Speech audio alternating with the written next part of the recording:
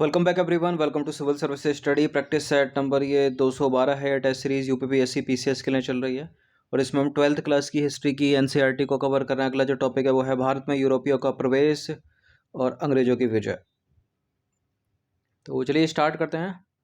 Description box में link है, इस टेस्ट सीरीज़ की प्लेलिस्ट बना रखी है, वहाँ पर आप टेस्ट नंबर 1 से लेकर 212 तक पहुँच सकते हो।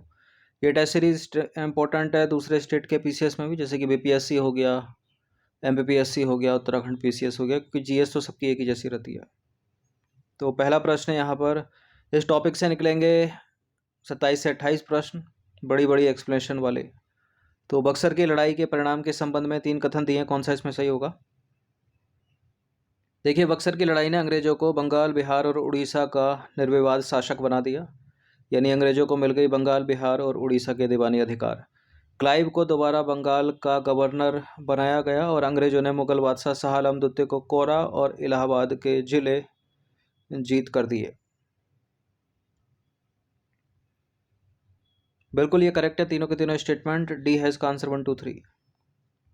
तो उपरोक्त सारे के सारे कथन सत्य हैं। बक्सर की लड़ाई ने अंग्रेजी सेना की श्रेष्ठता को सिद्ध कर दिया और इसी युद्ध ने अंग्रेजों को बंगाल, बिहार और उड़ीसा का निर्विवाद शासक बना दिया और अवध भी उनकी दया का मोहताज हो गया। 1765 में क्लाइव को पुनः बंगाल का गवर्नर बनाकर वापस लाया गया। उसने बंगाल में सत्ता पाने और शासन के सारे अधिकार नवाब से छीनकर कंपनी को दे दिए। बक्सर की लड़ाई के बाद कंपनी ने शाह आलम द्वितीय से बंगाल, बिहार और उड़ीसा की दीवानी प्राप्त कर ली। इस तरह बंगाल के ऊपर कंपनी के नियंत्रण को कानूनी मान्यता मिल गई, क्योंकि मुगल बादशाह अभी भी साम्राज्य का नाम मात्र का प्रमुख था। बदले में कंपनी ने शाह आलम द्वितीय को 26 लाख रुपए दिए और उसे कोरा और इलाहाबाद जिले भी जीत कर दिए। दूसरा प्रश्न है, लॉर्ड डलहौजी की अधिग्रहण की नीति के प्रमुख उद्देश्य थे। भारत में ब्रिटेन निर्मित वस्तुओं का निर्यात बढ़ाना, भारतीय सहयोगी राजाओं से छुटकारा पाना और भारत में ब्रिटेन के उद्योगों के लिए कपास के रूप में कच्चे माल की आपूर्ति सुनिश्चित करना। कौन सा कथन सही है इसमें? डलहौजी की अधिग्रहण की नीति के उद्देश्य थे, ये सभी थे, 1 2 3। इसका आंसर हो गया ऑप्शन नंबर डी। तो लॉर्ड डलहौजी ने भारत आते ही घोषणा की कि भारत के सभी देशी राज्यों का खात्मा अब कुछ ही समय की बात है। उसकी नीति का उद्देश्य भारत में ब्रिटेन द्वारा निर्मित वस्तुओं का निर्यात बढ़ाना था। दूसरे साम्राज्यवादी आक्रमणकारियों की तरह डलहौजी को भी विश्वास था कि भारत के देशी राज्यों के लिए ब्रिटेन का निर्यात इसलिए घट रहा था कि इन राज्यों के भारतीय शासक उनका शासन ठीक से नहीं चला रहे हैं। इसके अलावा वह समझता था भारतीय सहयोगी भारत में ब्रिटिश विजय में जितने सहायक हो सकते थे उतने हो चुके हैं और अब उनसे छुटकारा पाने में ही लाभ है। डलहौजी का अवध पर नियंत्रण का लालच था, क्योंकि अवध जो है अपनी बेपनाह दौलत के साथ मैनचेस्टर में तैयार मालों के लिए अच्छा बाजार बन सकता था और ऐसे ही कारणों के जरिए कच्चे माल की ब्रिटेन की बढ़ती मांग को पूरा करने के लिए डलहौजी ने 1853 में निजाम से बरार का कपास उत्पादक प्रांत ले लिया। तीसरा प्रश्न है, अंग्रेजों द्वारा किस भारतीय राज्य का अधिग्रहण कुशासन के आधार पर किया गया? इंपॉर्टेंट प्रश्न, कई बार एग्जाम से पूछा हुआ है। कुशासन के आधार पर किसका अधिग्रहण कर लिया था? अवध का। तो लॉर्ड डलहौजी की निगाहें जो है अवध के साम्राज्य को हड़पने पर लगी थी। अवध के नवाब के कई उत्तराधिकारी थे, इसलिए उस पर राज्य विलय का सिद्धांत लागू नहीं किया जा सकता था। अंत में डलहौजी ने अवध की जनता की दशा सुधारने के विचार का सहारा लिया और उसने अवध के नवाब वाजिद अली शाह पर इल्ज़ाम लगाया कि उन्होंने अपना शासन ठीक से नहीं चलाया, सुधार लागू करने से इनकार कर दिया। इसके बाद अवध को 1856 में हड़प लिया डलहौजी ने। कब हड़पा ये भी याद रखिएगा। एक प्रश्न यह, लॉर्ड डलहौजी के राज्य विलय सिद्धांत का सबसे पहला शिकार कौन सा राज्य बना?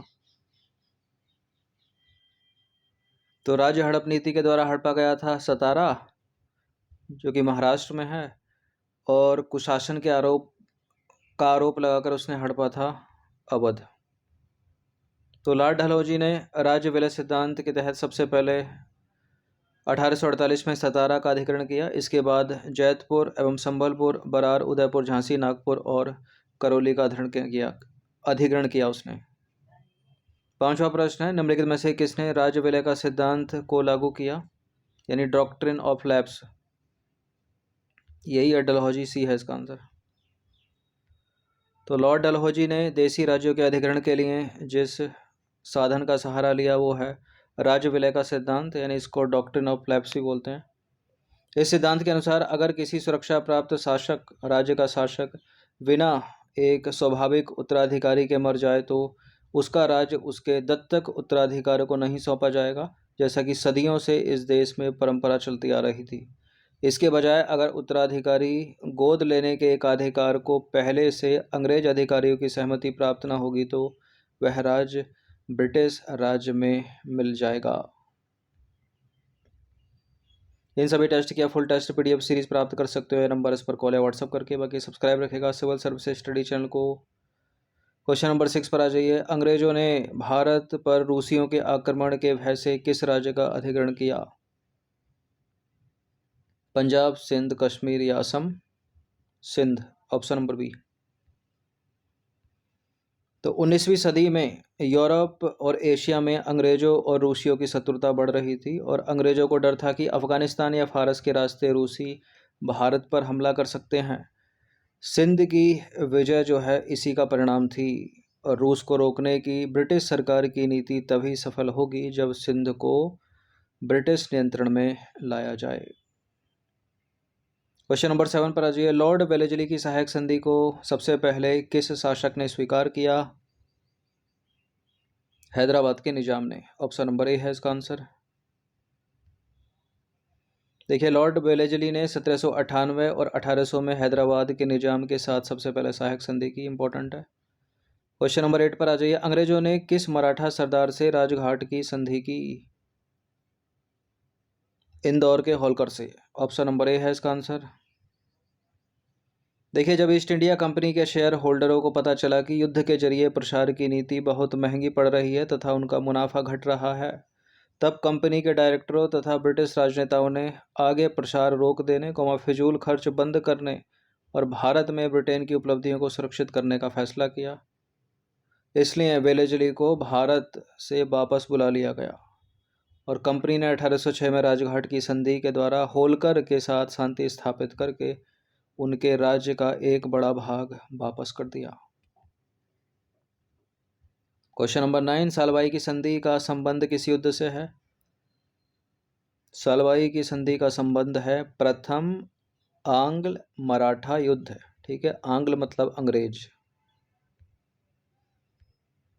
तो प्रथम आंग्ल मराठा युद्ध सालवाई की संधि के साथ स्थगित हुआ। इस युद्ध में किसी की जीत नहीं हुई, किंतु अंग्रेज इससे 20 वर्षों के लिए मराठों की तरफ से निश्चिंत हो गए। इस समय मराठा भारत की सबसे बड़ी शक्ति थी जो ब्रिटिश कंपनी को चुनौती दे सकती थी। इसके अलावा सालवाई की संधि के कारण अंग्रेज मैसूर पर दबाव डालने में सफल रहे, क्योंकि मराठों ने उनसे वादा किया कि वे हैदर अली से अपनी खोई हुई ज़मीन वापस लेने में अंग्रेज़ों की सहायता करेंगे। इस प्रकार अंग्रेज एक बार फिर भारतीय शासकों में फूट डालने में सफल रहे। सहायक संधि प्रथा या प्रणाली के संबंध में कौन सा कथन गलत है? इस प्रथा में शामिल सहयोगी राज्यों को ब्रिटिश सेना अपने राज्य में रखनी पड़ती थी। इस प्रणाली में शामिल देसी राज्य किसी पड़ोसी राज्य से कूटनीतिक संबंध बनाने तथा विदेशी विशेषज्ञ रखने का अधिकार खो देता था। सहायक संधि प्रथा में सुरक्षा प्राप्त राज्य की सेनाएं भंग कर दी गईं और मैसूर के टीपू सुल्तान ने सहायक संधि के तहत सेना खर्च के लिए अपने राज्य का एक भाग कंपनी को दे दिया। देखिए, टीपू सुल्तान ने तो सहायक संधि स्वीकार ही नहीं की थी। जब स्वीकार नहीं की तो कैसे अपने राज्य का एक भाग कंपनी को देगा? गलत है स्टेटमेंट चौथा वाला। तो उपरोक्त में से विकल्प डी जो है वो सही नहीं है। इसकी एक्सप्लेनेशन को आप पढ़ सकते हो ऊपर की। मेन पॉइंट पर आ जाइए। देखिए, मैसूर का टीपू सुल्तान कभी सहायक संधि के लिए तैयार नहीं हुआ, बल्कि वह अंग्रेजों के साथ अपने अवश्यम भावी युद्ध के लिए अपनी सेना को लगातार मजबूत बनाता रहा। क्वेश्चन नंबर 11 पर अजय लॉर्ड वेलेस्ली ने भारत में अपने राजनीतिक उद्देश्यों को पूरा करने के लिए कौन से उपाय अपनाए? सहायक संधि प्रथा, खुला युद्ध, राज्य विलय का सिद्धांत, पहले से अधीन बनाए जा चुके शासकों के इलाकों को हड़पना। सहायक संधि प्रथा है उसकी, खुला युद्ध उसने अपनाया। राज्य विलय का सिद्धांत तो ये डलहौजी का है, इसको हटा दो, जहाँ जहाँ चार है वो नहीं होगा। और पहले से अधीन बनाए जा चुके शासकों के इलाकों को हड़पना, तो हो गया तीसरा भी। तो 4-2 में आता है, तो 1 2 3 इसका आंसर हो जाएगा सी। तो भारत में ब्रिटिश शासन का दूसरा बड़ा प्रसार लॉर्ड वेलेस्ली के काल में हुआ। वेलेस्ली ने फैसला किया कि जितने अधिक भारतीय राज्य संभव हों ब्रिटिश नियंत्रण में लाए जाएं। अपने राजनीतिक उद्देश्य को पूरा करने के लिए वेलेस्ली ने 3 उपायों का सहारा लिया: सहायक संधि प्रथा, खुला युद्ध और पहले से अधीन बनाए जा चुके शासकों को हड़पना। क्वेश्चन नंबर 12 पर आ जाइए। वॉरेन हेस्टिंग के समय 1775 से 1782 तक भारत में ब्रिटिश शक्ति के लिए अशुभ घड़ी थी, इसका प्रमुख कारण क्या था? अंग्रेजों का मराठा, मैसूर और हैदराबाद के निजाम के गठजोड़ के विरुद्ध सामना करना, अमेरिकी जनता का अंग्रेजों के विरुद्ध विद्रोह करना, अंग्रेजों का बंगाल पर से नियंत्रण का समाप्त होना। पहला है, दूसरा है, तीसरा वाला नहीं है, तो डी है इसका आंसर, 1 2। देखिए 1775 से 1782 तक का जो समय है भारत में ब्रिटिश शक्ति के लिए बहुत अशुभ घड़ी थी। सभी मराठा सरदार पेशवा नाना फडणवीस की ओर हो गए,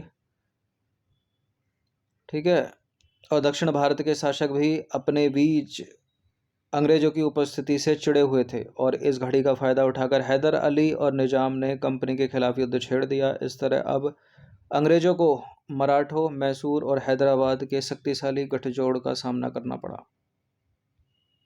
और 1776 में अमेरिकी जनता ने अंग्रेजों के खिलाफ विद्रोह कर दिया। इस लड़ाई में अंग्रेजों की लगातार हार हो रही थी। फ्रांसीसी अपने प्रतिद्वंद्वियों की इन कठिनाइयों का फ़ायदा उठाना चाहते थे और उसका मुकाबला भी अंग्रेजों को करना पड़ रहा था। क्वेश्चन नंबर 13 पर आ जाइए। बंगाल के प्रशासन की दोहरी व्यवस्था के अंतर्गत कंपनी की लागत पूंजी के संबंध में कौन सा कथन सत्य है? बंगाल से प्राप्त राजस्व से भारतीय माल खरीदना और इसे विदेशों में बेचना। पहला ही सही है, ए है इसका आंसर। देखिए बंगाल में प्रशासन की दोहरी या द्वैध व्यवस्था के अंतर्गत कंपनी के पदाधिकारियों ने बंगाल की संपदा को दोनों हाथों से लूटा।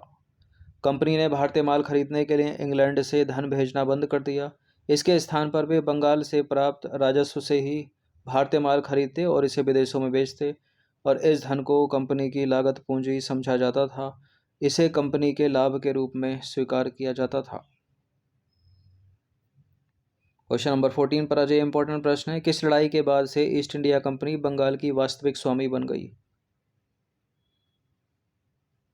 क्या है इसका उत्तर?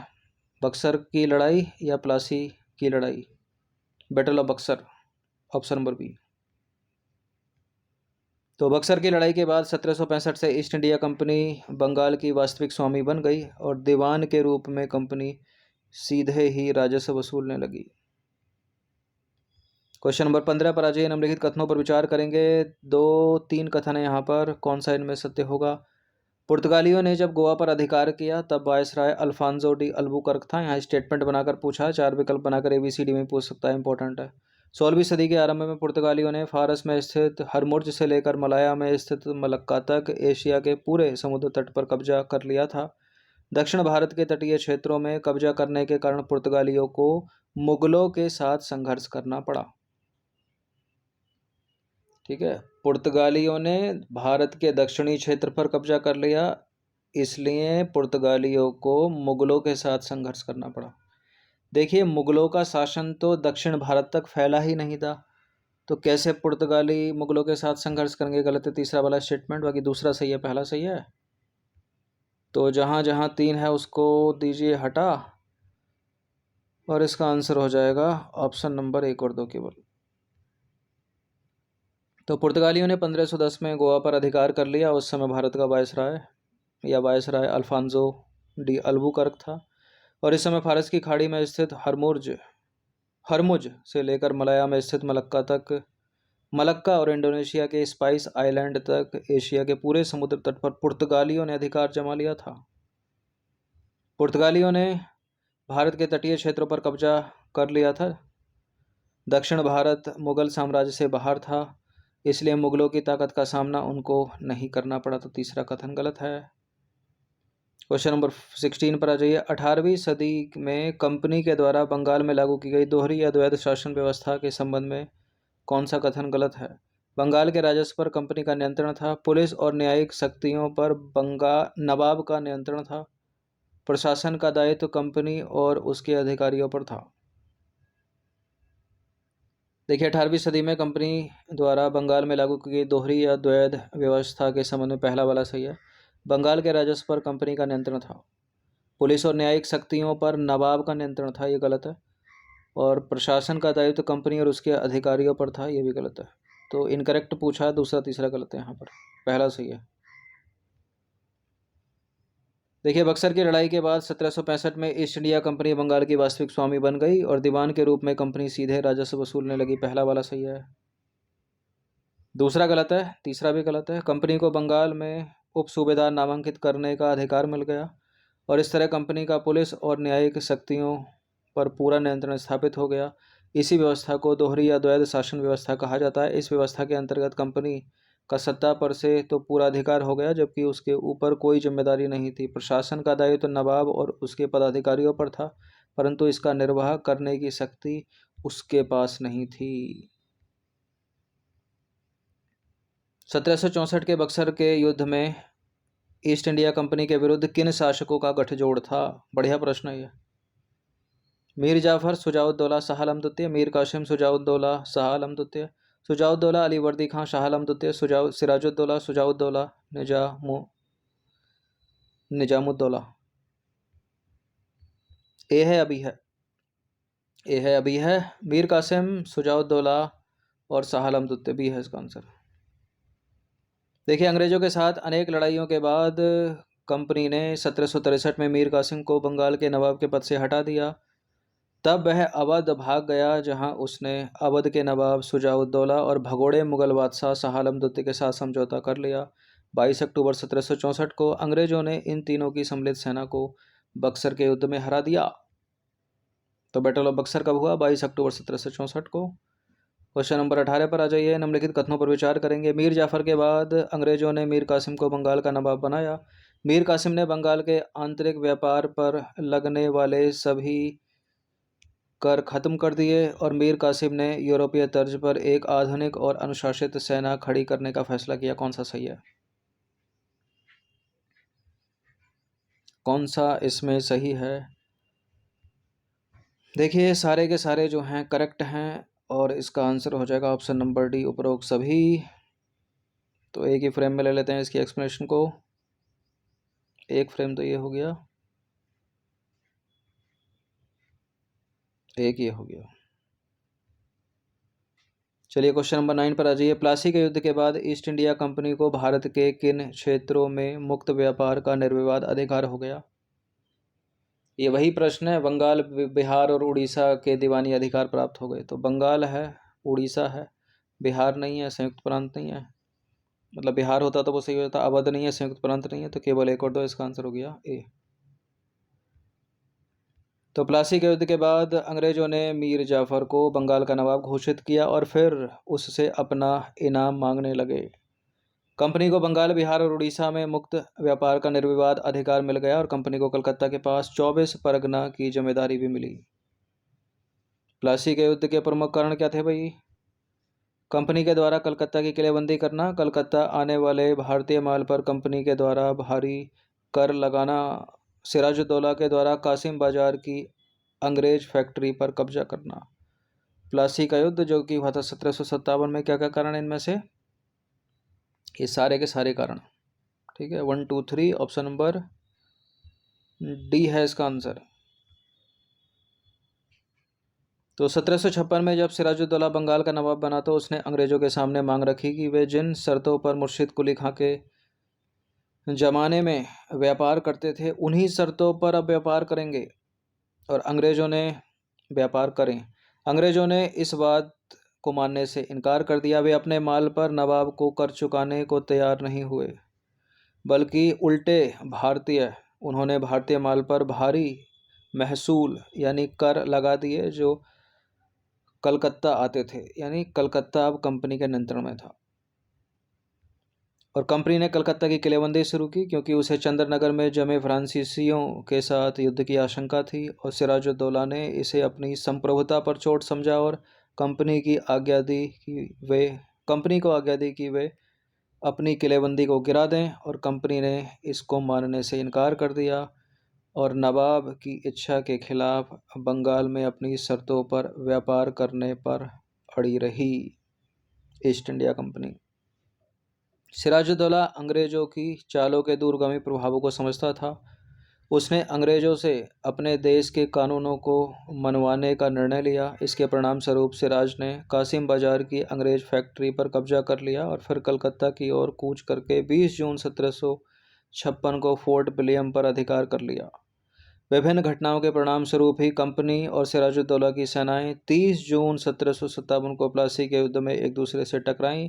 इस युद्ध में सिराजुद्दौला मीर जाफर के बेटे मीरन के हाथों मारा गया। क्वेश्चन नंबर 21 पर आ जाइए। 1717 में मुगल सम्राट द्वारा ब्रिटिश ईस्ट इंडिया कंपनी को दिए गए शाही फरमान से कौन से अधिकार प्राप्त हुए?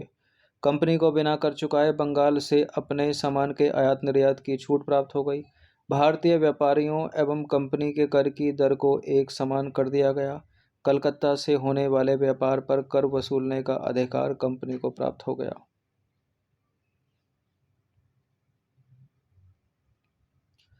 देखिए, पहला और दूसरा वाला सही है, तीसरा वाला यहाँ पर गलत है। कलकत्ता से होने वाले व्यापार पर कर वसूलने का अधिकार कंपनी को प्राप्त नहीं हुआ। तो केवल कथन 1 और 2 ही सत्य है। 1717 में मुगल सम्राट के एक शाही फरमान द्वारा अंग्रेजों को बहुमूल्य विशेषाधिकार मिले। इस फरमान के अनुसार कंपनी को बिना कर चुकाए बंगाल से अपने सामान का आयात निर्यात करने की आज़ादी प्राप्त थी और इन मालों की आवाजाही पर पास या दस्तक जारी करने का अधिकार था, और कंपनी के कर्मचारियों को भी निजी व्यापार की छूट थी। हालांकि उनको फरमान की सुरक्षा प्राप्त न थी और उनको वही कर देने पड़ते थे जो भारतीय व्यापारियों को देने पड़ते थे। यह फरमान कंपनी और बंगाल के नवाब के बीच झगड़े की मूल वजह बन गया। इससे एक तो बंगाल की सरकार को राजस्व की हानि होती थी, तो दूसरी कंपनी के कर्मचारी दस्तक का दुरुपयोग निजी व्यापार के कर चुकाने के लिए करते थे। ये सीरीज़ बड़ी इंपॉर्टेंट है उन लोगों के लिए जो एनसीईआरटी की किताबों को नहीं पढ़ते हैं, पढ़ लीजिएगा इसको। क्वेश्चन नंबर 22 पर आ जाइए। भारत में ब्रिटिश राजनीतिक सत्ता का आरंभ किस युद्ध से माना जाता है? देखिए, इसका उत्तर बक्सर का युद्ध भी हो सकता है, लेकिन क्या पूछ रहा है? भारत में ब्रिटिश राजनीतिक सत्ता का आरंभ या प्रारंभ किस युद्ध से माना जा सकता है या माना जाता है? तो इसका उत्तर प्लासी का युद्ध होगा। प्लासी का युद्ध 1757। देखिए, भारत में ब्रिटिश राजनीतिक सत्ता का आरंभ 1757 के प्लासी के युद्ध से माना जाता है। इस युद्ध में अंग्रेज ईस्ट इंडिया कंपनी की सेना ने बंगाल के नवाब सिराजुद्दौला को हरा दिया था, वो पहली सीढ़ी पर कदम रख दिया था। बक्सर के युद्ध में तो सब क्लियर हो गया। 23वां प्रश्न है, ईस्ट इंडिया कंपनी ने अपनी पहली फैक्ट्री किस स्थान पर स्थापित की थी? इंपॉर्टेंट प्रश्न है, कन्फ्यूजन भी हो जाता है इसमें कि क्या है इसका आंसर। ईस्ट इंडिया कंपनी ने भारत में अपनी पहली फैक्ट्री सूरत में, ऑप्शन नंबर ए है इसका आंसर। तो दिसंबर 1600 को महारानी एलिजाबेथ ने एक रॉयल चार्टर के द्वारा ईस्ट इंडिया कंपनी को पूर्व से व्यापार करने का एकाधिकार दे दिया और 1608 में इस कंपनी ने भारत के पश्चिमी तट पर सूरत में एक फैक्ट्री खोली। क्वेश्चन नंबर 24 पर आ जाइए। 2 स्टेटमेंट वाला प्रश्न है, अंग्रेजों ने बंबई को फ्रांसीसियों से प्राप्त किया। अंग्रेजों ने दक्षिण भारत में अपनी पहली फैक्ट्री कोचीन में स्थापित की। तो देखिए कैसे कंफ्यूजिंग हो रही है इसमें। अंग्रेजों ने अपनी पहली फैक्ट्री दक्षिण भारत में पूछ रहा है, कोचीन में, उधर पूछ रहा है कि ईस्ट इंडिया कंपनी ने भारत में अपनी पहली फैक्ट्री कहाँ। तो ये सब याद रखिएगा, कौन सी सूरत में, कौन सी कोचीन गलत है, ये मसूलीपट्टनम होना चाहिए। बम्बई को पुर्तगालियों से प्राप्त किया था, दोनों के दोनों गलत हैं, डी है इसका आंसर। तो कथन दोनों के दोनों यहाँ पर असत्य हैं।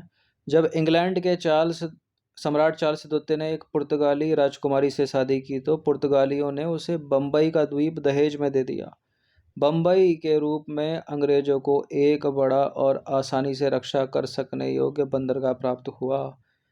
अंग्रेजों ने दक्षिण में अपनी पहली फैक्ट्री मसूलीपट्टनम में 1611 में स्थापित की थी, न कि कोचीन में।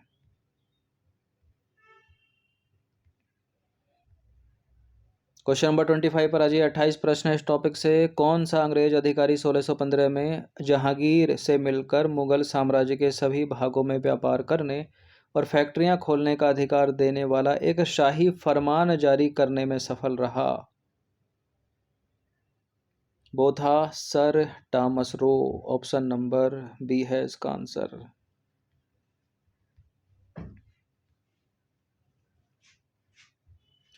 तो अंग्रेज इस छूट से संतुष्ट नहीं थे। ठीक है, कौन सी छूट से, इसके लिए ऊपर से ही पढ़ लेते हैं इसको। देखिए 1599 में मर्चेंट एडवेंचर्स नाम से जाने जाने वाले कुछ व्यापारियों ने पूर्व से व्यापार करने के लिए एक कंपनी बनाई। इसे ही ईस्ट इंडिया कंपनी के नाम से जाना जाता है। कंपनी ने कैप्टन हॉकिंस को जहांगीर के दरबार में शाही आज्ञा लेने के लिए भेजा, क्योंकि उस समय भारत में मुगल साम्राज्य शासन कर रहा था। परिणाम स्वरूप एक शाही फरमान मिलने के बाद पश्चिमी तट की अनेक जगहों पर अंग्रेज कंपनी को फैक्ट्रियां खोलने की आज्ञा मिल गई। इस समय व्यापारिक केंद्रों को फैक्ट्री के नाम से जाना जाता था। अंग्रेज इस छूट से संतुष्ट नहीं थे। 1615 में सर टॉमस रो मुगल दरबार पहुंचा। टॉमस रो मुगल साम्राज्य के सभी भागों में व्यापार करने और फैक्ट्रियां खोलने का अधिकार देने वाला शाही फरमान जारी करने में सफल रहा। तो विकल्प भी सही उत्तर हो जाएगा इसका। क्वेश्चन नंबर 26 पर आ जाइए। 16वीं-17वीं शताब्दी में ईस्ट इंडिया कंपनी के द्वारा स्थापित फैक्ट्री के संबंध में कौन से कथन सत्य हैं? अंग्रेजों द्वारा स्थापित फैक्ट्रियों में वस्तुओं का उत्पादन किया जाता था। इन्होंने मद्रास फैक्ट्री के इर्द गिर्द फोर्ट सेंट जॉर्ज नाम का किला बनाया। अंग्रेजों द्वारा स्थापित फैक्ट्रियों में उस समय वस्तुओं का उत्पादन नहीं किया जाता था, गलत है पहला स्टेटमेंट। और इन्होंने मद्रास में फैक्ट्री के इर्द गिर्द फोर्ट सेंट जॉर्ज बनाया, दूसरा वाला सही है, केवल बी। तो पहला वाला कथन असत्य है, क्योंकि 16वीं-17वीं शताब्दी में कंपनी की कोई भी फैक्ट्री एक किलाबंद क्षेत्र जैसी होती थी, जिसके अंदर गोदाम, दफ्तर या कंपनी के कर्मचारियों के लिए घर होते थे। इन फैक्ट्रियों में उत्पादन का कोई कार्य नहीं होता था। दूसरा कथन सही है। 1639 में मद्रास के राजा से अंग्रेजों ने 1639 में मद्रास के राजा से अंग्रेजों ने पट्टा ले लिया। राजा ने उस जगह की किलेबंदी करने, उसका प्रशासन चलाने और सिक्के ढालने की अनुमति इस शर्त पर दी कि मद्रास बंदरगाह से प्राप्त चुंगी का आधा भाग राजा को दिया जाएगा। यहाँ अंग्रेजों ने अपनी फैक्ट्री के इर्द गिर्द एक छोटा सा किला बनाया, जिसका नाम फोर्ट सेंट जॉर्ज पड़ा। अब आ जाइए क्वेश्चन नंबर 27 पर। फ्रांसीसी ईस्ट इंडिया कंपनी के संबंध में कौन सा कथन गलत है? फ्रांसीसी ईस्ट इंडिया कंपनी पूरी तरह फ्रांस की सरकार से स्वतंत्र थी। बांडीवास युद्ध के बाद हुई पेरिस संधि के बाद फ्रांसीसी भारत में केवल व्यापार केंद्रों के रूप में काम कर सकते थे, तथा ना तो वे अपनी फैक्ट्रियों के किले बंद कर सकते थे और ना ही सैनिक रख सकते थे। फ्रांसीसी गवर्नर जनरल डुप्ले के समय फ्रांसीसियों की दक्षिण भारत में चरम शक्ति सीमा पर थी। बिल्कुल थी। दूसरा वाला भी सही है, पहला वाला गलत है जो ये कह रहा है कि फ्रांसीसी ईस्ट इंडिया कंपनी पूरी तरह से फ्रांस की सरकार से स्वतंत्र थी। सारे के सारे कथन तो सत्य है नहीं, गलत पूछ रहा है, पहला वाला गलत है। ठीक है, पहला वाला गलत है, दूसरा सही है, तीसरा सही है, मतलब दूसरा सही है, तीसरा सही है, पहला वाला गलत है, और जो गलत है वही आंसर है। तो ए है इसका आंसर, क्योंकि ऊपर इनकरेक्ट पूछ रहा है।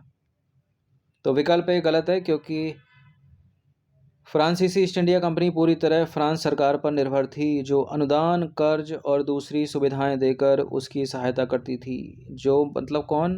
फ्रांस की सरकार उसकी किसकी सहायता करती थी? फ्रांसीसी कंपनी की, फ्रांसीसी ईस्ट इंडिया कंपनी की। फलस्वरूप उस पर सरकार का बहुत अधिक नियंत्रण था। तो गलत हो गया ना पहला स्टेटमेंट। चलिए 27 हो गया, अंतिम प्रश्न है। 28वां प्रश्न है। 16वीं सदी के यूरोपीय व्यापारिक कंपनियों के संघर्ष के संबंध में कौन सा कथन असत्य है? हॉलैंड, इंग्लैंड और फ्रांस जैसे व्यापारिक देशों ने ब्रिटिश व्यापार पर स्पेनी और पुर्तगाली एकाधिकार के खिलाफ कड़ा संघर्ष छेड़ दिया। इस सदी के उत्तरार्ध में इंडोनेशिया के व्यापार पर फ्रांस का अधिकार स्थापित हो गया। भारत श्रीलंका और मलाया के व्यापार पर अंग्रेजों ने अधिकार कर लिया और डचों की दिलचस्पी भारत में नहीं बल्कि इंडोनेशिया के मसालों के द्वीपों पर थी। देखिए, पहला वाला सही है, तीसरा वाला सही है, चौथा वाला सही है। इस सदी के उत्तरार्ध में इंडोनेशिया के व्यापार पर फ्रांस का नहीं बल्कि डचों का अधिकार स्थापित हुआ था। बाकी भारत श्रीलंका और मलाया के व्यापार पर अंग्रेजों ने अधिकार कर लिया और डचों की दिलचस्पी भारत में नहीं बल्कि इंडोनेशिया के मसालों के द्वीपों पर थी। तो यहाँ बी वाला जो स्टेटमेंट है वो गलत हो जाता है। तो 16वीं सदी के उत्तरार्ध में हॉलैंड, इंग्लैंड और फ्रांस जैसी उभरती हुई व्यापारिक शक्तियों ने विश्व व्यापार पर स्पेनी और पुर्तगाली एकाधिकार के खिलाफ एक कड़ा संघर्ष छेड़ दिया। इस संघर्ष में स्पेन और पुर्तगाल की हार हुई। दूसरा गलत है क्योंकि इंडोनेशिया पर डच व्यापारियों का अधिकार हो गया था। डचों की खास दिलचस्पी भारत में नहीं बल्कि इंडोनेशिया के जावा, सुमात्रा और स्पाइस आइलैंड जैसे द्वीपों पर थी जहां मसाले खूब पैदा होते थे। भारत, श्रीलंका और मलाया पर अंग्रेजों का अधिकार स्थापित हुआ।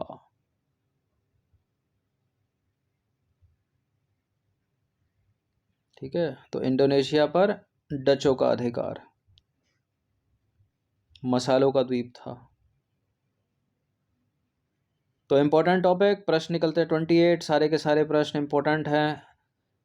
इसी तरह के प्रश्न पूछे जाते हैं खासकर यूपीएससी सिविल सेवा की परीक्षाओं में मेनली, और स्टेट पीसीएस में भी।